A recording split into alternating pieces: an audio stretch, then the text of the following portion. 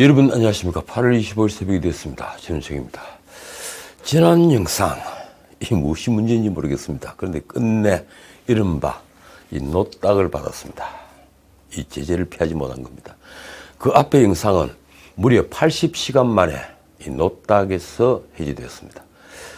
이런 식이면 살아남을 유튜브는 없습니다. 지난 영상 이 노란 딱지 이유를 볼까요? 이렇습니다. 상처, 손상, 상해를 보여주는 상황. 글쎄요, 깜짝 놀랐습니다. 어디가 그런가? 그 아래 상세한 설명으로 이런 이유가 붙어 있습니다. 폭력적인 법 집행 당국에 초점을 둔 촬영 문본, 비교육용 동영상에서 노골적으로 묘사된 시체, 노골적인 폭력에 주로 초점을 두고 편집된 비디오 게임 플레이, 가정폭력. 그런데 이 네 가지 사항 어디에 제 영상에 해당이 됩니까? 전혀 그런 게 없습니다. 도대체 제 지난 영상 어느 부분이 여기에 해당되는 겁니까? 아무리 돌려보아도 전혀 해당 사항이 없습니다. 그런데 노딱이 붙으면 이를 해제할 방법이 없습니다. 전화도 되지 않습니다. 소송 외에는 아무런 대책이 없습니다. 자, 오늘 영상 제목이 누가 대한민국을 왜소하게 만드나입니다. 대한민국이 절대 왜소하지 않는 나라인데 정치가 그렇고 외교가 그렇습니다. 우리 사회가 그렇습니다. 우리 사회를 근본적으로 고쳐야 할 게 한둘이 아닌데 개발세발 이 탄원서를 쓰는 전 여당 이준석부터 여러분들 다 보셨죠? 그 자필 탄원서 말입니다. 그 글씨가 잘 쉽게 읽으십니까? 그 탄원서 윤석열 정부를 신군부에 빗댔습니다. 그 탄원서를 쓴 이준석부터 국회 김건희 특검 법안을 발의한 여당 의원들까지 사실 우리 모두를 왜소하게 만듭니다. 왜 이리 블랙 코미디가 많은 겁니까? 이러니 TV 코미디 프로그램은 시청률이 나오지 않아 오래전에 폐지되었습니다. 어지간한 개그가 먹히지 않는 사회가 된 것입니다.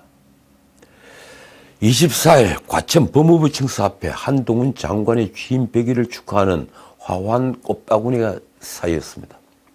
꽃다발은 무려 200여 개가 배달됐다고 합니다.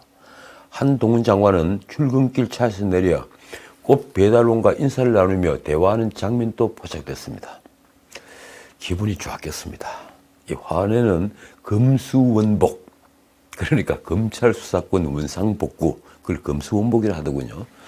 검수원복 해 주셔서 감사합니다. 그리고 대한민국과 이 장관님의 100일은 대한민국 국민의 자부심이었습니다. 이런 등등 응원 메시지가 적혔습니다. 각종 명언이 적힌 꽃바구니도 있다고 합니다. 예를 들면 이런 것입니다. 내가 목표에 달성한 비밀을 말해줄게. 나의 강점은 바로 끈기야. 루이 파스텔레가 한 말이라고 하는군요. 이런 꽃 보내기는 조국 사태 때부터 이어져 왔습니다. 이 반대편에서는 건조 화환을 보내기도 했죠. 진보 좌파 진영은 조국 외에도 추미애에게 꽃을 보냈습니다. 보수 우파는 윤석열 검찰총장에 이어 이번 한동훈 장관이 그 대상이 되었습니다. 그들은 왜 꽃을 보낼까요? 자신이 갈구하는 말과 행동을 그 대상이 보여주기 때문입니다. 우리 사회는 이처럼 둘로 찢겨 있는 것입니다. 그런데 사회만 둘로 찢겨 있는 게 아닙니다. 경찰청이 한동훈이 내놓은 검찰청법 시행령 개정안을 두고 의견을 냈습니다. 법률의 위헌 범위를 넘는 행정입법은 위법하며 무효라는 공식 의견입니다. 앞서 법무부는 8월 11일 시행령 개정안을 입법 예고하면서 전 부처와 관계기관에게 검토 의견을 요청했죠. 그런데 경찰이 22일 가장 먼저 의견서를 회신한 것입니다. 기관 간의 공문이니 이 법무부를 정면 비판하는 그 공식 의견은 경찰청장인 윤희건의 의중이 담겨 있다고 볼 수 있습니다. 경찰청은 의견서에서 시행령 개정안을 이런 이유로 반대합니다. 행정부가 시행령으로 법치주의를 훼손했다. 법률의 위헌 범위를 넘는 행정입법은 위법으로 무효다. 그래서 내린 결론은 이렇습니다. 검찰청법의 입법 취지를 고려하면 검사가 수사권을 가지는 대통령령으로 정하는 중요 범죄는 부패, 경제범죄에 한정된다고 해석하는 것이 타당하다. 그런데 경찰이 말하는 법치주의는 어떤 것일까요? 이른바 검수완박법이야말로 헌법이 정한 수사는 검찰, 재판은 법관이 맡는 형사사법 체계를 깨부순 반법치주의가 아닙니까? 그래서 검수완박법을 두고 우댔다라고 하는 겁니다. 게다가 검찰청법은 부패범죄와 경제범죄는 여전히 검사가 하도록 하고 그 범위는 시행령이 정하도록 되어 있습니다. 경찰은 시행령 개정안이 입법 취지를 고려하지 않았다고 했는데 검찰이 수사를 제한한다는 민주당의 입법 취지는 부패 경제 범죄 중을 부패 경제 범죄 등으로 바꿀 때 이미 사라졌습니다. 명백한 국어를 달리 해석할 방법은 없는 것입니다. 어쨌든 법무부는 공식 대응은 자제하면서도 불쾌하다는 반응을 보였습니다. 언론에 나온 법무부 관계자의 말입니다. 좀 황당하다. 경찰 자체의 조직 논리가 있더라도 국정 운영에 좀 따라줘야 하는 것 아닌가. 이건 다분히 경찰청장을 향한 발언이죠. 법무부에서 그런 반응이 나온 것은 이 경찰청 공식 의견이 박범계 의원이 국회에서 한 발언처럼 검찰 수사권을 확대하는 시행령 개정은 위헌 위법하다는 논리로 법무부를 비판하고 있었습니다. 제가 전에도 말씀드린 대로 시행령 개정안은 민주당의 검수완박 입법으로 검사의 직접 수사 개시 범위가 부패 경제 범죄로 제한하자 직권남용 등 공무원 범죄 그리고 일부 선거 범죄, 마약 조직 범죄를 부패 경제 범죄로 재분류하고 사법질서 저해 범죄와 검사에게 고발 수사 의뢰하도록 한 범죄를 또 수사 범위에 포함시켰습니다. 저는 한동훈의 시행령 개정안을 반전이라며 박수를 쳤습니다. 하등 위법하지 않습니다. 부패 경제 범죄 등이라고 했기 때문에 더욱 위법하지 않습니다. 언론은 이를 이 검수원복, 검찰 수사권 원상복구 시행령이라는 별명으로 부르고 있습니다. 어떻든 법무부는 지금 자신만만합니다. 다시 법무부 관계자의 말이 이렇습니다. 한동훈 장관이 설명했듯이 시행령안은 국회를 통과한 검찰청법 법조문에 근거한 해석이다. 검수완박 취지를 따르면 어떤 상황이 벌어질지 뻔히 아는데도 이 민주당과 같은 논리를 펴는 모습이 안타깝다. 다만 이제 일선 검사들은 국민에게 이런 일들이 검찰과 경찰 간의 밥그릇 싸움으로 비칠지 걱정이다라고 했습니다. 자, 이제 대한민국을 외소하지 않게 만드는 내용 좀 얘기하겠습니다. 지난 이틀 언론이 주목한 사건은 수원 세모녀 사건이었습니다. 지난 21일 오후 2시 수원의 한 다세대 주택에서 극단적 선택을 한 것으로 추정되는 모녀 시신 3구가 발견됐습니다.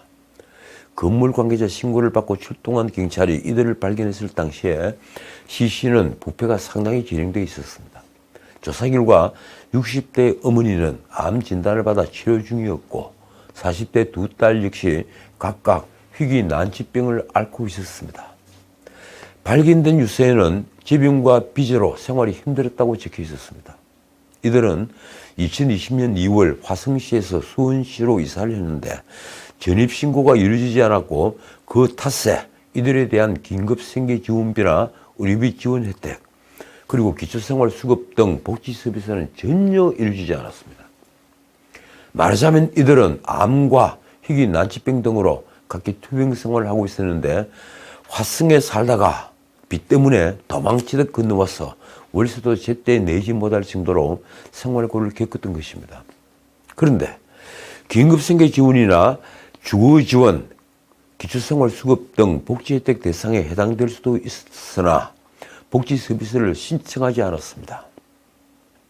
실제 사는 곳은 수원인데 주소가 등록된 곳은 여전히 화성이어서 복지 서비스에서 완전히 소외되어 있었던 것입니다.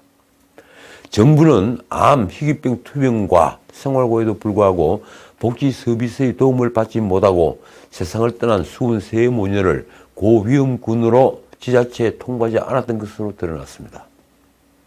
결국 이 세 모녀의 장례는 무용고자 장례, 공영장례로 치러지게 됐습니다. 24일 수원시는 60대 여성 A씨와 40대 두 딸에 대해 무용고자 장려를 지원하기로 했다고 밝혔습니다.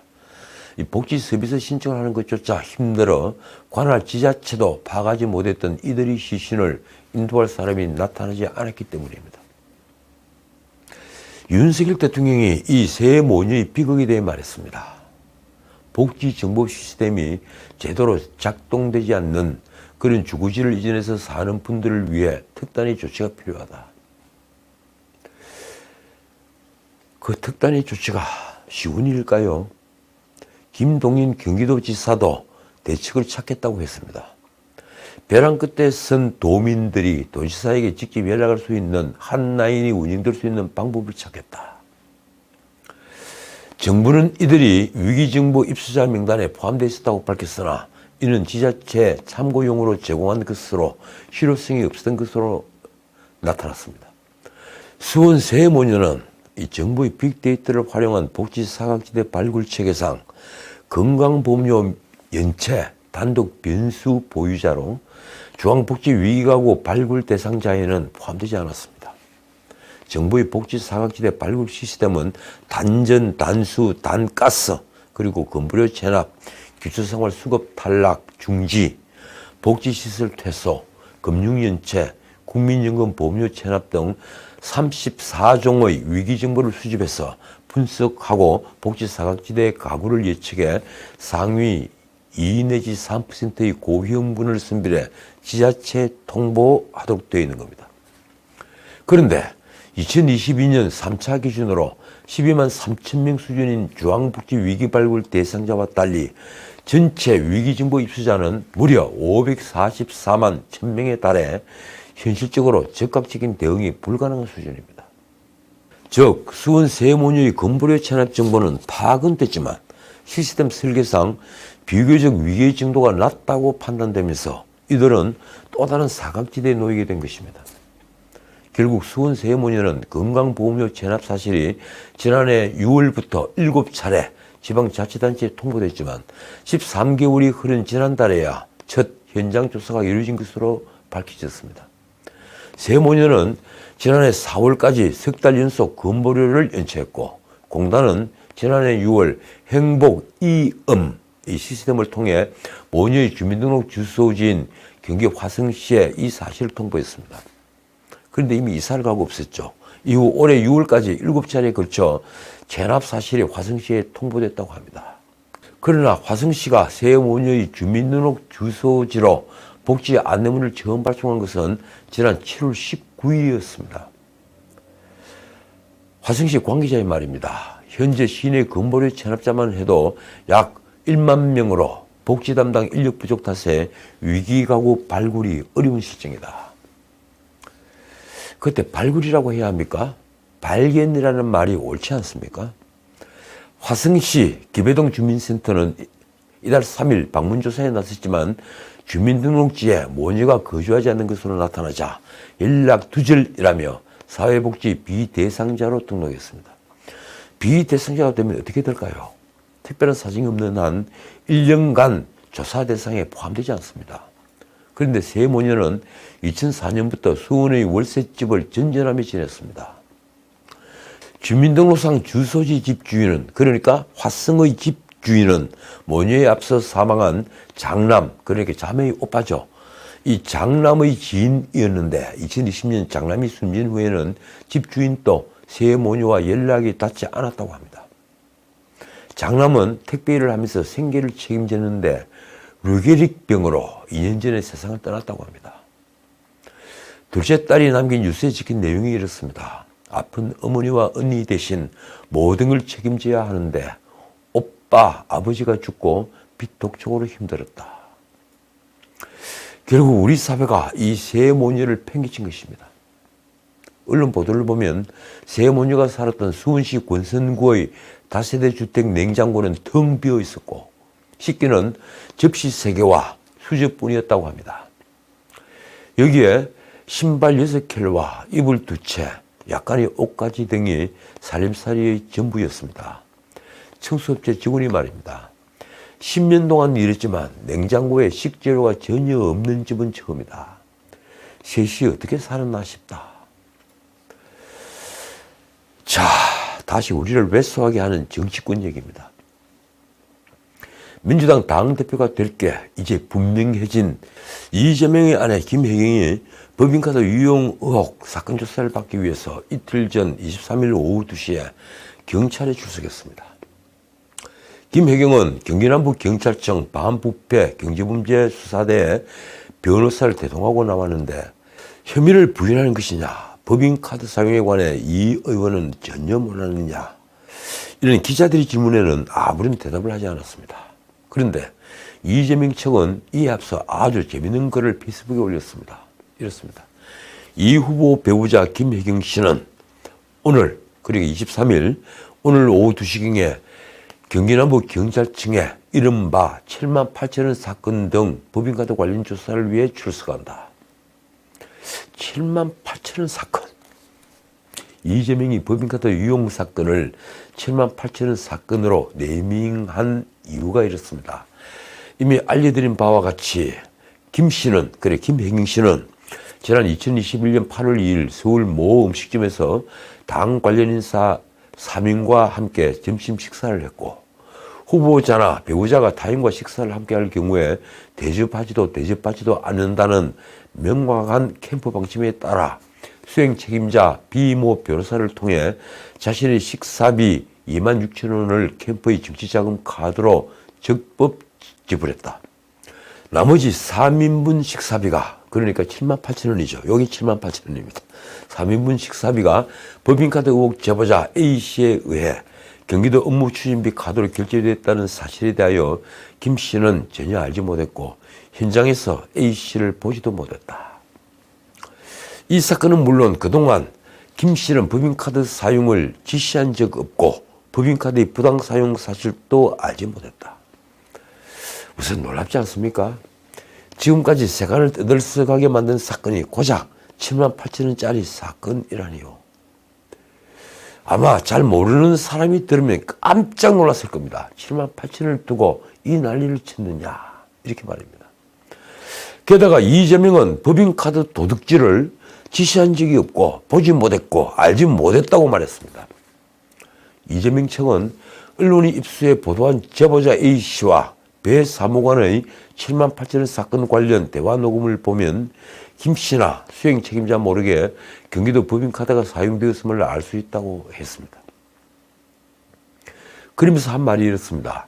이번 7만 8천원 사건에서도 김 씨가 법인카드 사용 여부를 몰랐다는 확실한 증거가 있는데 경찰이 소환 조사까지 하는 것에 대하여 유감이다. 어떻든 경찰은 8일 9일 김혜경에게 출석 요구서를 보냈는데 김혜경은 2주 만인 이날 경찰에 출석했습니다. 그리고 약 5시간 조사를 받았습니다. 그리고 어제는 이 경찰이 사건 핵심 인물인 전 경기도청 총무과 별정직 5급 배소윤에 대한 구속영장 신청을 했습니다. 24일 경찰에 따르면 배소윤에 적용된 죄명은 국고손실죄입니다. 그리고 경찰은 김혜경에 대해서는 불구속 송치로 가닥을 잡았다는 보도가 잇따랐습니다. 배소윤은 김혜경의 수행비서 역할을 했다는 의심을 받는 인물입니다. 재산이 80억이라고 했습니까? 그녀는 경기도 7급 별정직 비서이자 사건 최초 고발자인 A씨에게 초밥, 소고기 등을 경기도 법인카드로 구입해서 김혜경에게 전달하게 하고 타인 명의로 대리 처방을 받아 약을 구입하게 한 혐의를 받고 있습니다. 이 모든 사실은 이미 다 드러나는데 이재명은 이를 몰랐고 지시한 적도 없다는 것입니다. 그래서 7만 8천원짜리 사건으로 몰았습니다.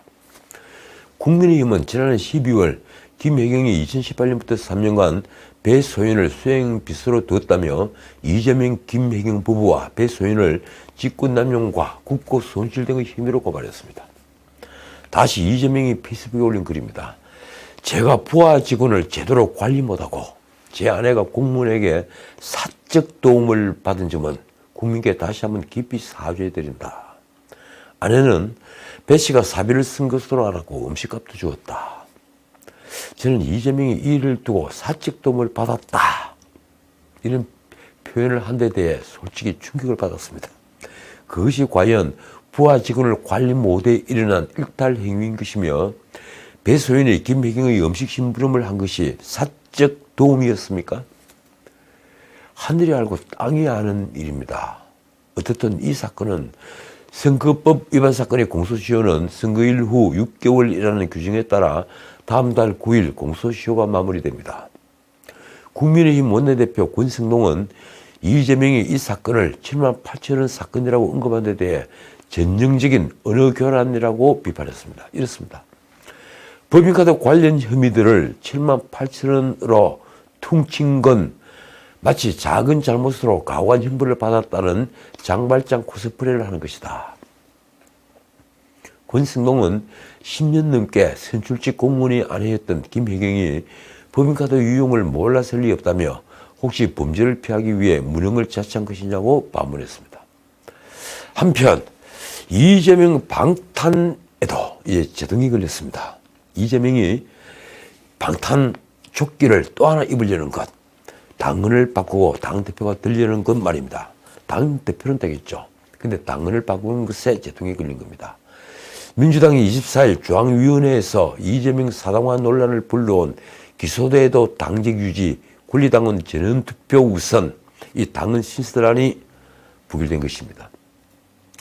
이날 변재일 중앙위원회 의장은 개표 결과 재적 중앙위원 566명 중에 찬성 268명 47.35%로 50%가 미달하여 부결을 한다고 밝혔습니다. 당규상 당헌 개정안은 중앙위원 과반수 이상 참여해서 과반수의 찬성으로 의결됩니다. 하지만 민주당 비대위는 이날 긴급대책회의를 다시 열었습니다. 그래서 중앙위에서 부결했던 안건 중에 기소돼도 당의 의결을 통해 당직을 유지할 수 있다는 내용의 당헌 80조 개정안을 재상정하겠다고 밝혔습니다. 최종 관문이었던 중앙위 반대에도 이 재차 이재명의 방탄용 꼼수라는 비판이 나온 당헌 80조 개정안을 통과시키겠다는 것입니다. 참 대단한 집념입니다. 어떻든 민주당 중앙위가 이날 권리당원 전원투표 조항을 신설하는 안을 부결시킨 것은 놀라운 일입니다. 만약 당헌 신설이 확정됐을 경우에 권리당원 권한이 크게 늘어납니다. 이 때문에 민주당 내에서는 강성 지지층의 압도적 지지를 받는, 그러니까 개딸들의 팬덤 그 지지를 받는 이재명을 지원하기 위한 맞춤형 당헌 신설 아니냐는 말이 나왔습니다. 이재명이 당대표가 되는데 추진하고자 하는 사안들을 개딸들이 권리당원 전원투표에 붙이고 찬성표를 몰아줄 수 있다는 것이었습니다. 그래서 당 일각에서 나온 말입니다. 이재명이 당대표가 되면 친명계가 당의 주요 사안을 전원투표를 통해 좌우할 수 있다는 우려로 부결된 것 같다.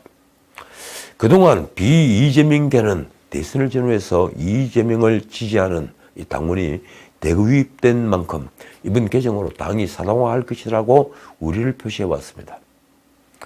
윤영찬님 말입니다. 당원들이 모든 것을 결정하면 그 결정이 잘못됐을 때 누구에게 책임을 묻나? 나치 탄생도 히틀러가 총통이 된 것도 독일 국민 다수가 지지했기 때문이다. 언론에 나온 민주당 핵심 관계자의 말은 또 이렇습니다. 이재명이 검경수사를 정치 보복으로 주장하는 상황이어서 이번에 당헌이 개정됐으면 이 의원이 나중에 기소되더라도 당 대표직이 정지될 가능성은 사실상 사라지는 것이었다. 이에 대해 중앙위원들이 내로남불이라고 판단해 부결한 것으로 보인다. 그런데 비대위가 권리당원 전원투표 신설안을 뺀 당헌 개정안을 재상정했다고 나온 것입니다. 어떻게 될까요? 비대위 말이 이렇습니다. 이재명 방탄용 꼼수라는 비판이 나온 당헌 80조 개정안을 다시 당무위에 올려 반드시 통과시키겠다. 당무위는 오늘 그러니까 25일 오후 3시에 열릴 예정입니다. 자, 오늘은 여기까지입니다. 윤석열 대통령의 데뷔 일정이 김건희 여사의 팬클럽을 통해 유출돼서 파장을 불렀습니다. 놀라운 일입니다. 홍준표의 말처럼 대통령 부인의 팬카페가 있다는 건 사실 너무 어색합니다. 그런데 엠바고가 걸린 대통령이 동선까지 미리 공개하는 어처구니없는 일이 벌어진 것입니다. 대통령이 방문 일시와 장소, 집결 장소까지 기재했다고 하는군요. 홍준표의 말처럼 이준석이 스스로를 막시무스라고 지칭하는 것보다 더 웃기는 코미디입니다. 지금까지 전식이었습니다.